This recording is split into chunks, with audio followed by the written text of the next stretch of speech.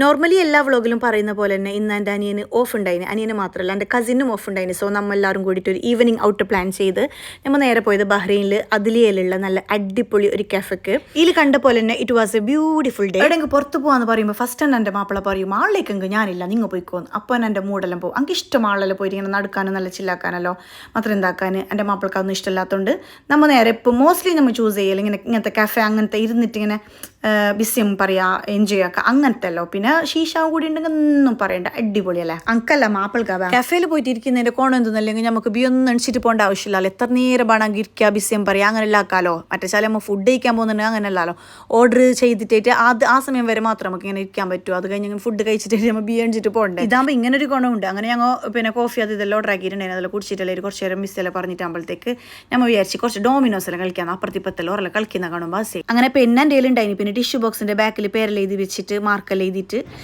കുറച്ച് നേരമെല്ലാം കളിച്ച് തോറ്റ് ഗൈസ് തോറ്റ്.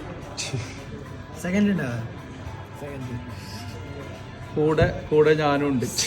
അങ്ങനെ തോറ്റ് തുന്നം പറയുന്ന ശേഷം ഞങ്ങൾ നേരെ സ്പോട്ട് ചേഞ്ച് ആക്കി ഗൈസ്. എന്തെന്നില്ലെങ്കിൽ ഫുഡ് കഴിക്കണമല്ലോ. അപ്പോൾ കഫേന്ന് ഫുഡൊന്നും കഴിച്ചിട്ടുണ്ടായിട്ടാ. സോ നമ്മൾ നേരെ വന്നത് ജുഫേറിൽ ഫുഡ് കോർട്ടിലേക്ക്.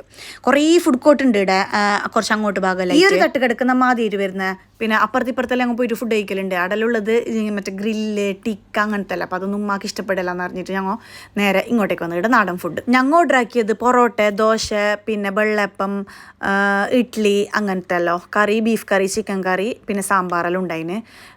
നോർമൽ ഫുഡ് നല്ല ഭയങ്കര അടിപൊളി എന്നൊന്നും പറയാനൊന്നുമില്ല, എന്നാൽ മോശമൊന്നും പറയാൻ കഴിയില്ല. അങ്ങനത്തെ ആവറേജ് നമ്മളെ നാട്ടിൽ നിന്നല്ലേ നമ്മൾ സാധാ ഹോട്ടലിലേക്കെല്ലാം പോയിട്ട് കഴിക്കല്ലേ ആ ഒരു ഫീല്. പിന്നെ ആംബിയൻസ് അടിപൊളി, നല്ല എന്തെങ്കിലും വലിയ ചൂടൊന്നും ഇല്ലാത്തതുകൊണ്ട് നല്ല പാങ്ങുണ്ടായിരുന്നു ഇരുന്നിട്ട് ഫുഡെല്ലാം കഴിക്കാൻ. അങ്ങനെ ഇന്നത്തെ ഫുഡെല്ലാം കഴിഞ്ഞിട്ട് നമ്മൾ നേരെ റൂമിലേക്ക് തന്നെ പോയി. അപ്പോൾ ഈ ഒരു വ്ളോഗ് നിങ്ങൾക്ക് എല്ലാവർക്കും ഇഷ്ടപ്പെട്ടിട്ടുണ്ടാവും എന്ന് വിചാരിക്കുന്നു. ഇൻഷാ അല്ലാഹ് പുതിയൊരു വീഡിയോ ആയിട്ട് വീണ്ടും കാണാം. Until then bye.